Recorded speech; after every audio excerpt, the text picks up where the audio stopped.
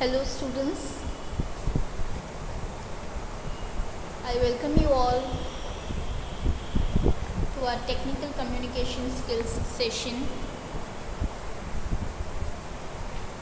In the last session, we finished chapter 7, Basics of Oral Communication.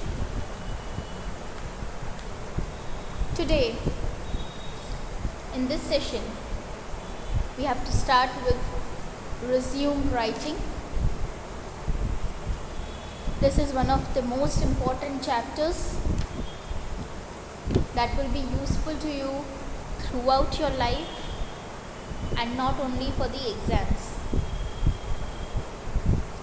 You all know the importance of resume, and I am very sure you all must be waiting to make one and get a job out of it.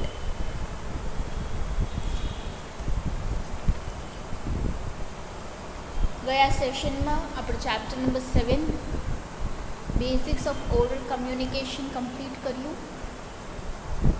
આજના સેશનમાં આપણે chapter number 6 resume writing start કરવાનું છે.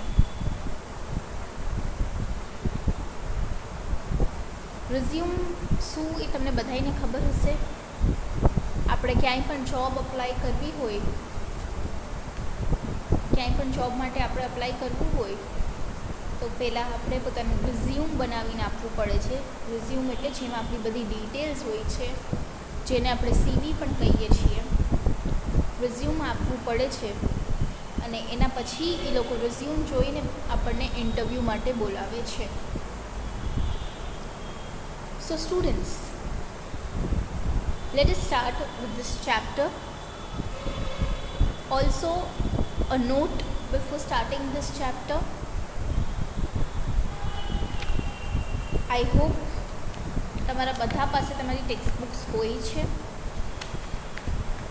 તમને અહીંયાથી આપી દેવામાં આવી છે, કેમ કે આ ચેપ્ટર કરવા ટાઈમે તમને કદાચ ટેક્સ્ટ બુકની જરૂર પડશે. અને આપણે જ્યારે ક્લાસમાં મળશું ત્યારે આપણે પોતે પણ એક રિઝ્યુમ પોતાનું બનાવવાનું છે, એટલે આનું પ્રેક્ટિકલ વર્ક પણ આપણે કરવાનું છે. અત્યારે ખાલી તમને થિયોરી કરાવવામાં આવે છે. So let us start.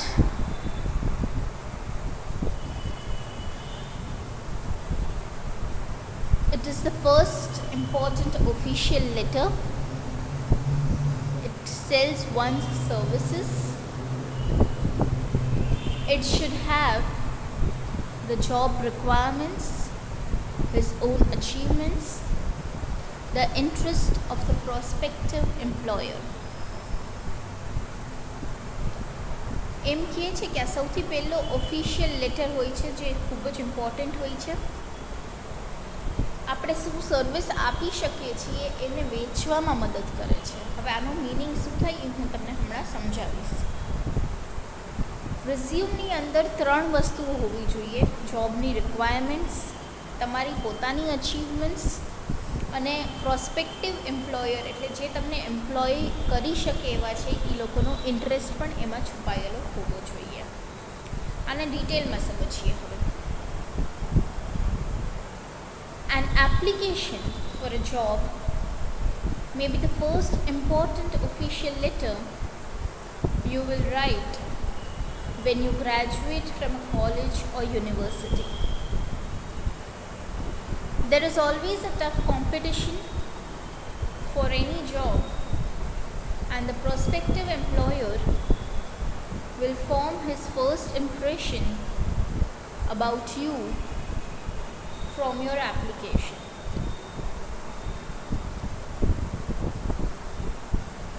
A letter of an application is written to sell one's services.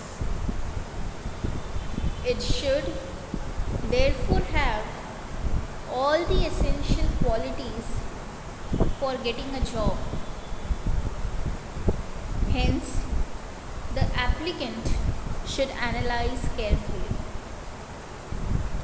the job requirements, his own achievements, and and the interest of the prospective employer. Thus, writing a good application is an art which must be mastered for getting a good job.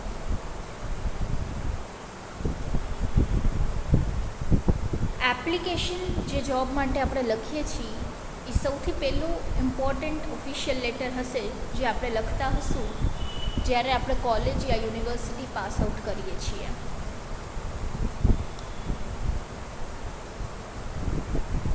હંમેશા કોઈ પણ job માટે એક tough competition હોય જ છે અને એમ્પ્લોયરને Impress કરવા માટે સૌથી પહેલી વસ્તુ હોય છે તમારું એપ્લિકેશન.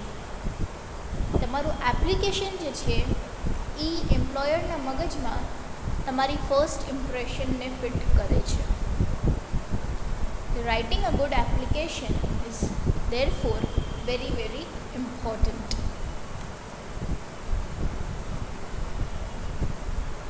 એક એપ્લિકેશન લેટર જે આપણે લખીએ છીએ એ હોય છે પોતાની સર્વિસ વેચવા. હવે આપણે શું કામ એવું કહીએ છીએ?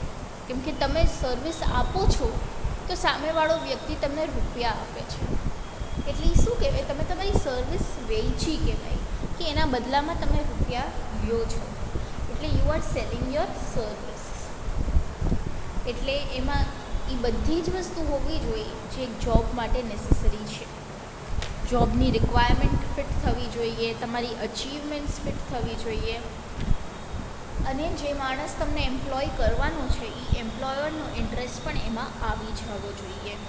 આ ત્રણ વસ્તુ હોય તો સામેવાળાને તમારી એપ્લિકેશન સારી લાગે અને તમારા સિલેક્શનના ચાન્સીસ વધી જાય છે. એટલે એક સારું એપ્લિકેશન લખવું એ એક આર્ટ છે અને જેને એ આર્ટ આવડી ગયું એને સારી જોબ પણ મળી જાય છે. હવે આપણે જોઈએ તો એક જોબ એપ્લિકેશનના 2 પાર્ટ હોય છે, કવર લેટર અને સીવી યા રિઝ્યુમ. યુઝ્યુઅલી તમને સીવી યા રિઝ્યુમ વિશે જ ખબર હશે મોટા ભાગનાને. કવર લેટર વિશે તમને બહુ જાણકારી હશે નહીં, પણ એક પ્રોપર જોબ એપ્લિકેશનના આ બંને પાર્ટ હોતા હોય છે. તો આપણે કવર લેટરથી જ સ્ટાર્ટ કરીએ. It is a vital instrument that sells yourself to the recruiter. Letters which accompany resume in response to job advertisements. Cover letter જે છે એ તમને હેલ્પ કરે છે પોતાની જાતને રિક્રુટરને વેચવા માટે. એટલે આમાં તમે તમારી સર્વિસીસની વાત કરો છો, પોતાને નહીં.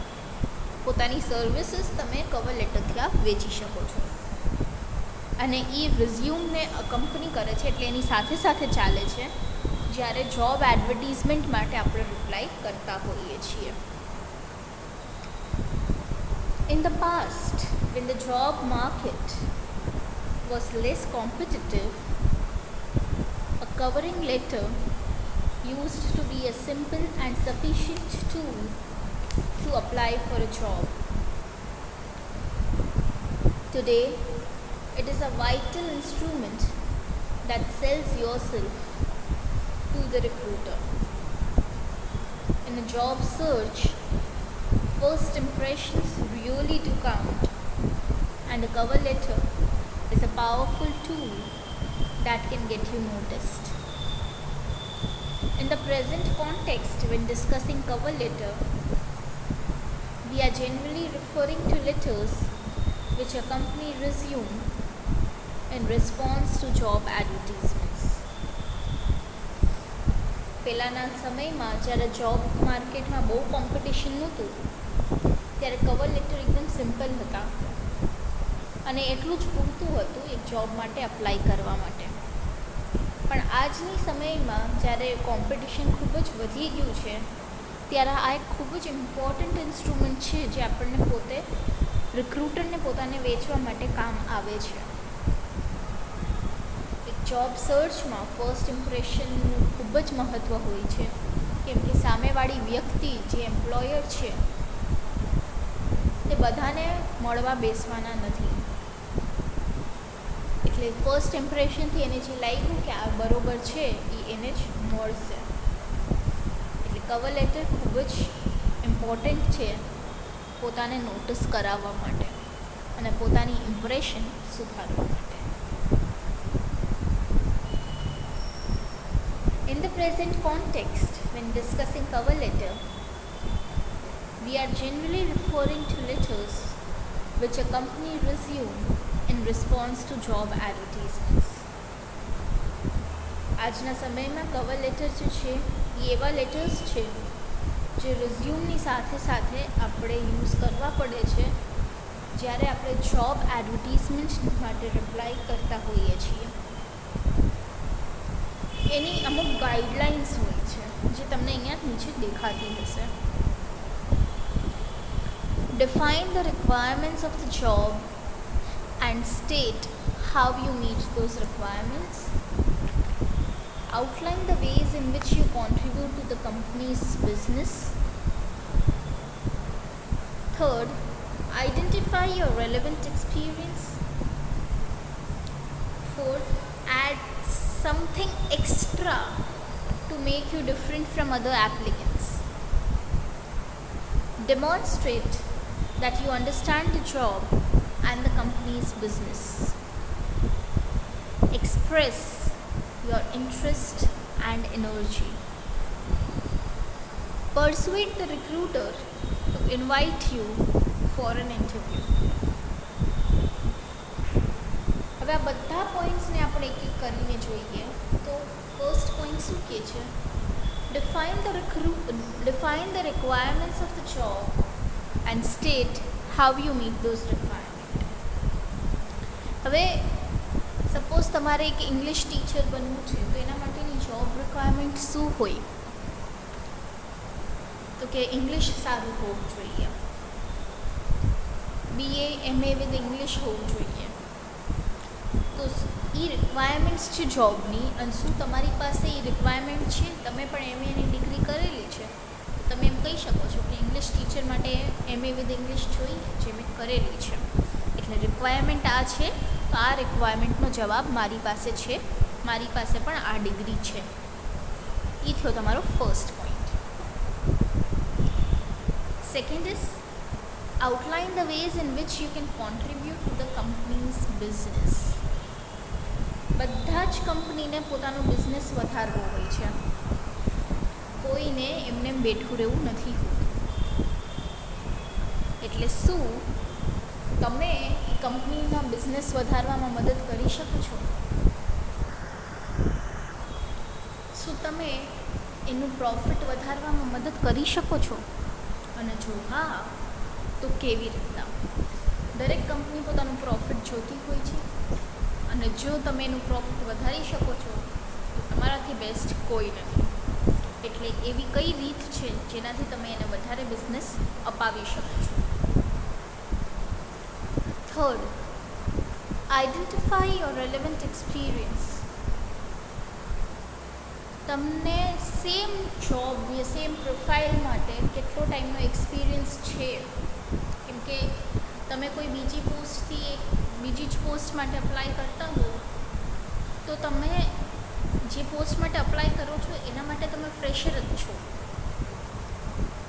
સો એને તો તમને ટ્રેન કરવું જ પડે.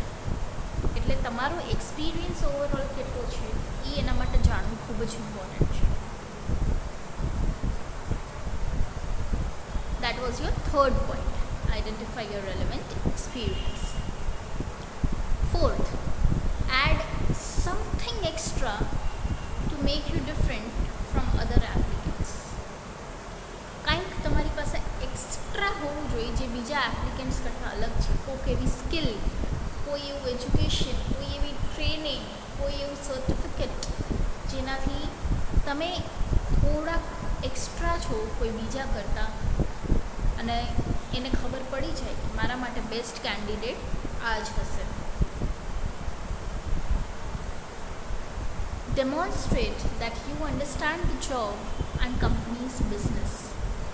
એવું જતાડવાનું કે તમને જોબમાં શું કરવાનું છે એ ખબર છે અને કંપની બિઝનેસ કરે છે એ પણ તમે સમજો છો.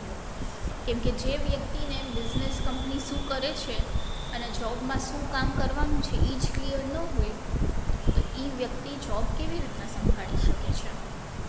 એટલે તમારે એવું દેખાડવાનું છે કે તમે એ બે વસ્તુને સમજો છો. Express your interest and energy. તમને એ જોબ કરવામાં ઇન્ટરેસ્ટ સારો એવો છે એવું તમારે દેખાડવાનું. Persuade the recruiter to invite you for an interview.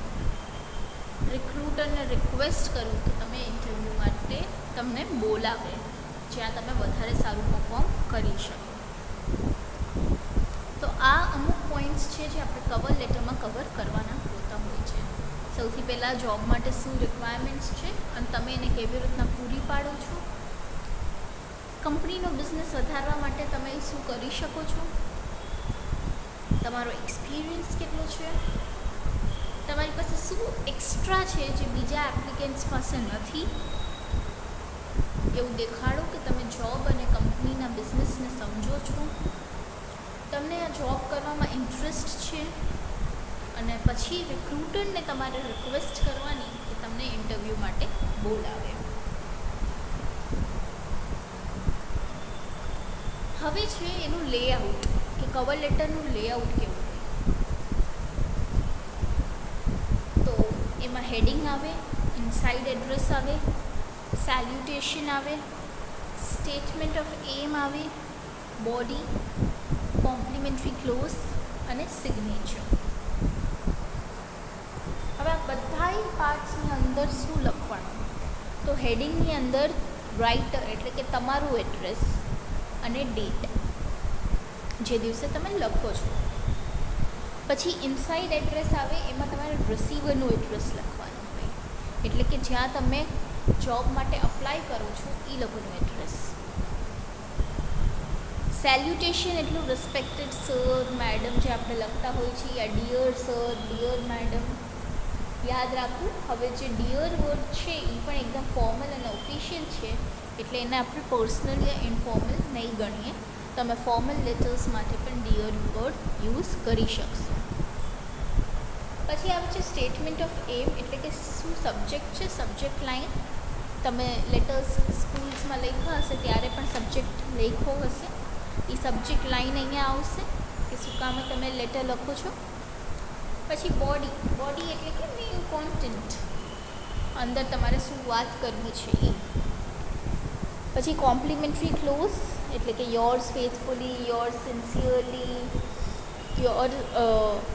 Yours ઓબિડિયન્ટલી. એ બધા શબ્દો જે આપણે લખીએ છીએ એને આપણે કોમ્પ્લિમેન્ટરી ક્લોઝ કહીએ છીએ.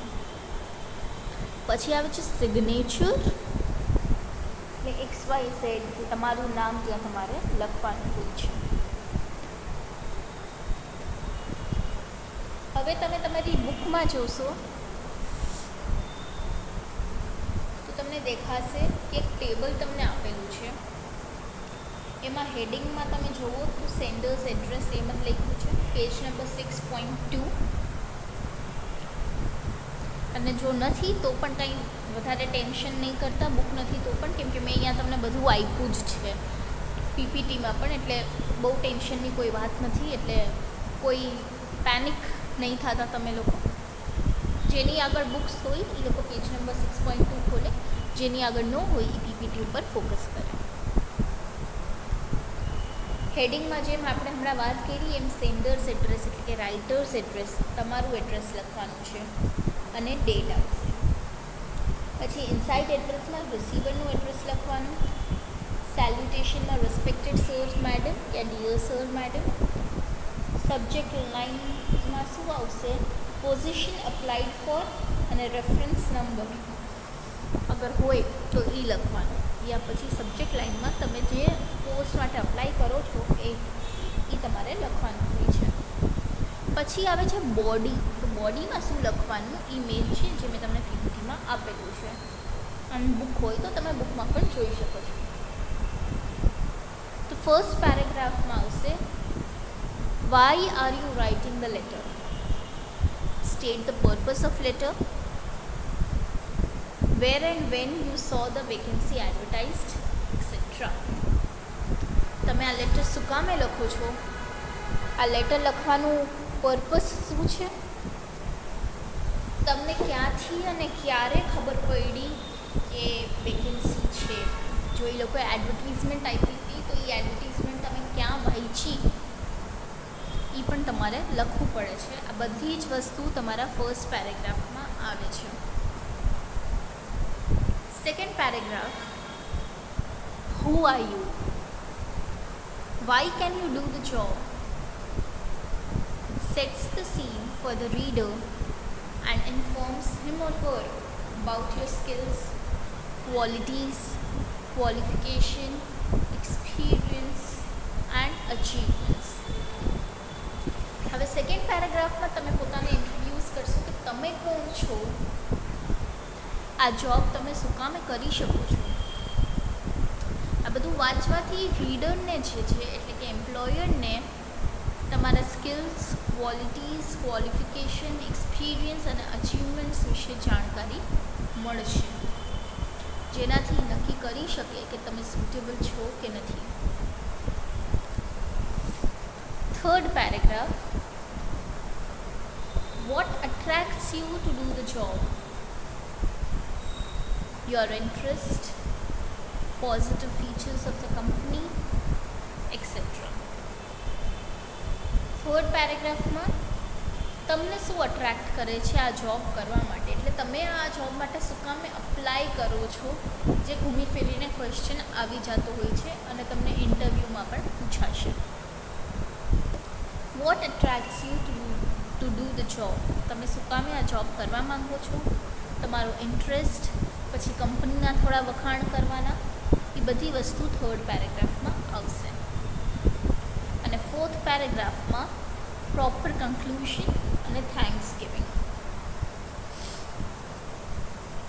એટલે આપણે જોયું તો ફર્સ્ટ પેરેગ્રાફમાં આપણે શું કામે લેટર લખીએ છીએ, લેટરનો પર્પસ શું છે, ક્યારે અને ક્યાં તમે એડવર્ટાઇઝમેન્ટ જોઈ હતી કે અહીંયા વેકેન્સી છે, યા કોના થ્રુ તમને ખબર પડી કે અહીંયા વેકેન્સી છે, એ બધું ફર્સ્ટ પેરેગ્રાફમાં લખવાનું.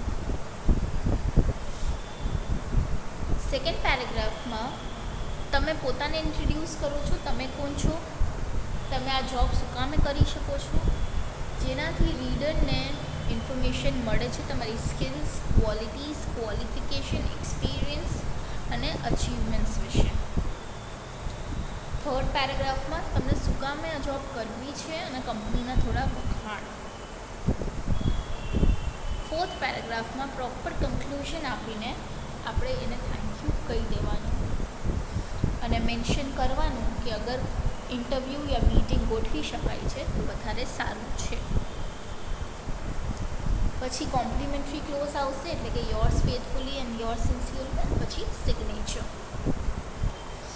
This was all about cover letter, કે કવર લેટરમાં તમારે શું લખવાનું હોય અને એનું સ્ટ્રક્ચર કેવું હોય.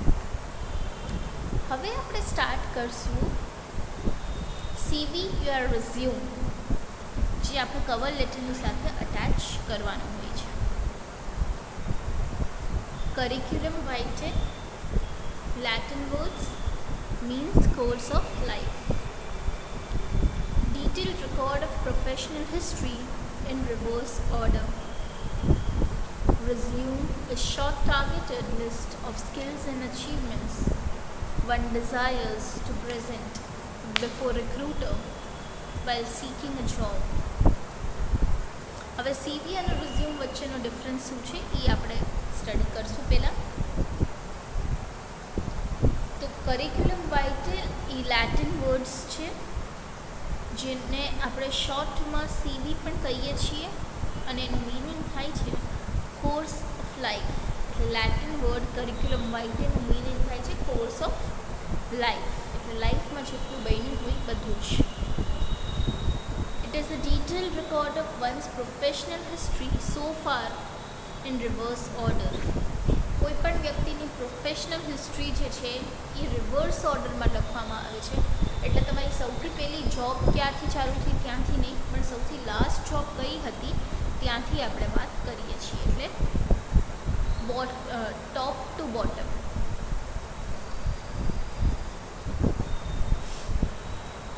Resume is a short targeted list of skills and achievements one desires to present before recruiter while seeking a job. Resume એટલે પોતાના સ્કિલ્સ અને અચીવમેન્ટ્સની એવી લિસ્ટ જે કોઈ પણ માણસને પોતાના રિક્રુટરને દેખાડવી છે જેથી કરીને એને જોબ જલ્દીથી મળી જાય. હવે બેયનો ડિફરન્સ શું છે? Practically, there is no difference between curriculum vitae and resume. Resume is an American word for curriculum vitae in British English, but a resume is more professional in nature than a curriculum vitae and has been in vogue for quite some time now. જોવા જઈએ તો બે વચ્ચે કોઈ difference નથી. સીવી એ કયો કે resume કયો. કરિક્યુલમ વાઇટે જે છે, સીવી જે છે એ લેટિન વર્ડ છે અને રિઝ્યુમ જે છે એ અમેરિકન વર્ડ છે જે બ્રિટિશ ઇંગ્લિશમાં વપરાય છે. પણ છતાંય રિઝ્યુમને વધારે પ્રોફેશનલ ગણાય છે કે આપણે રિઝ્યુમ બોલીએ અને સીવી નહીં. એટલે ટ્રેન્ડમાં હમણાં રિઝ્યુમ છે તો આપણે પણ રિઝ્યુમ જ બોલશું.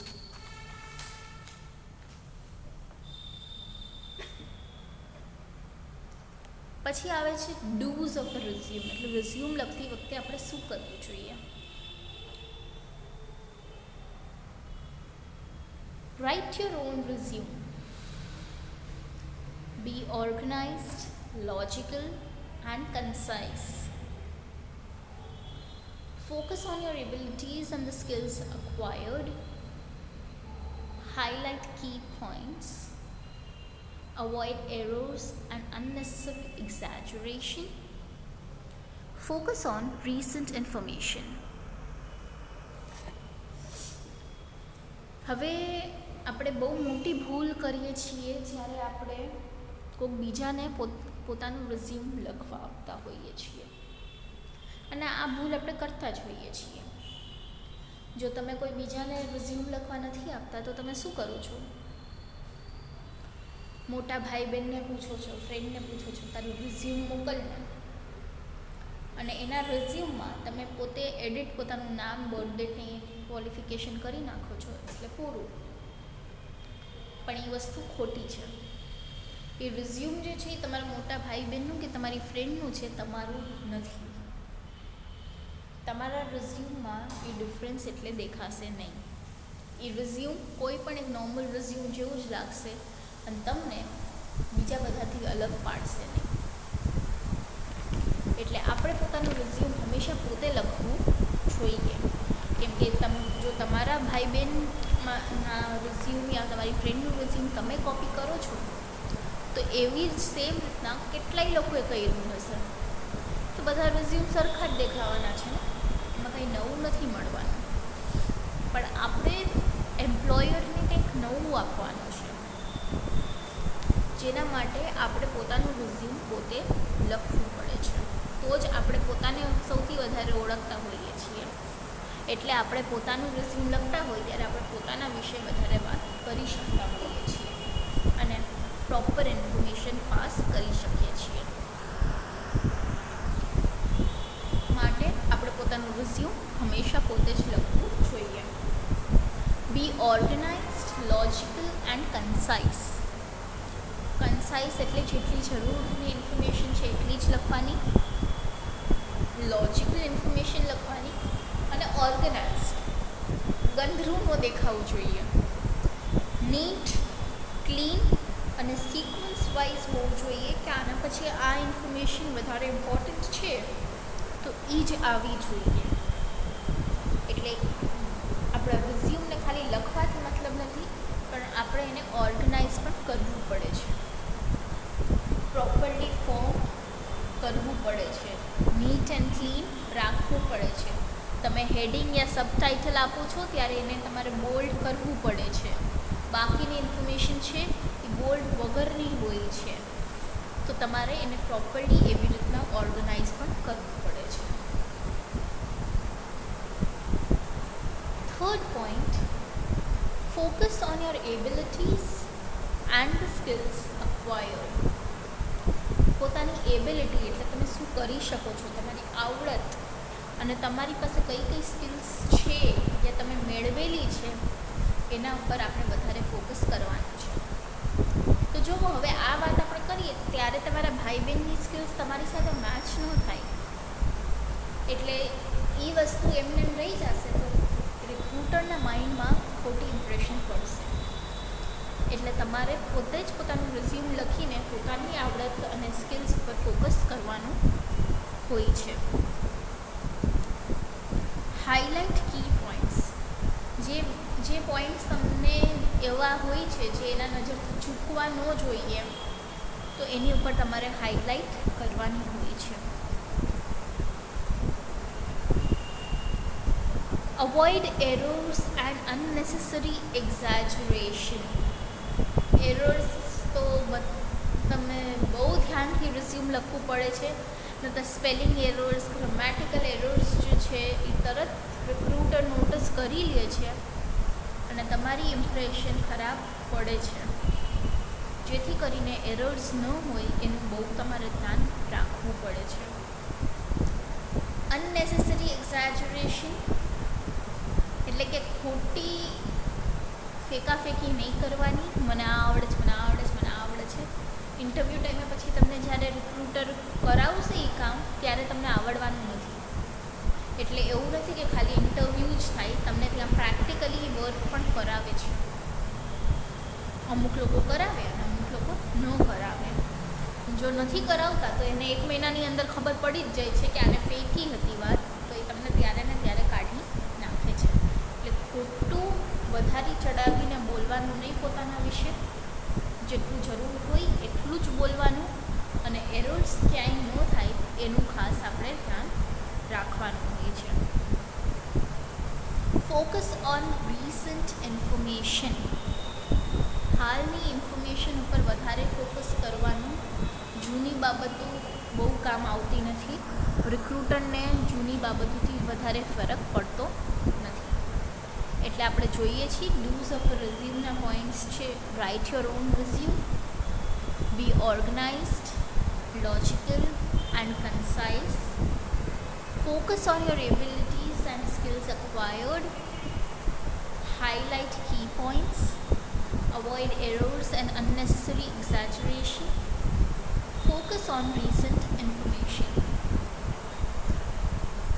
તો આજે આઈ ગેસ આપણે આટલું જ કરીએ. ડોન્ટ્સ ઓફ રિઝ્યુમથી આપણે કાલે લેશું. આજના સેશનમાં આપણે રિઝ્યુમ રાઇટિંગ સ્ટાર્ટ કર્યું ચેપ્ટર. એમાં આપણે ઇન્ટ્રોડક્શન કર્યું. પછી આપણે જોયું કે જોબ એપ્લિકેશનના 2 પાર્ટ હોય છે, કવર લેટર અને રિઝ્યુમ યા સીવી. કવર લેટરની ગાઈડલાઇન્સ આપણે સ્ટડી કરી. આપણે જોયું કે સારું એપ્લિકેશન લખવું એ એક આર્ટ હોય છે. કવર લેટરનું આપણે ઇનવર્ડ સ્ટ્રક્ચર યા લેઆઉટ સ્ટડી કર્યું. પછી એની અંદર આપણે શું બધી ડિટેલ્સ લખવાની એ સ્ટડી કર્યું. સીવી એટલે કોર્સ ઓફ લાઈફ થાય. રિઝ્યુમ વધારે યુઝ થાય છે વર્ડ એ આપણે જોયું. અને પછી આપણે ડ્યુઝ ઓફ રિઝ્યુમ જોયું. નેક્સ્ટ સેશનમાં આપણે don'ts of resume, structure of resume જોઈશું અને પછી આપણે એના થોડાક એક્ઝામ્પલ્સ સ્ટડી કરવાના છીએ. તો I will see you all in the next session.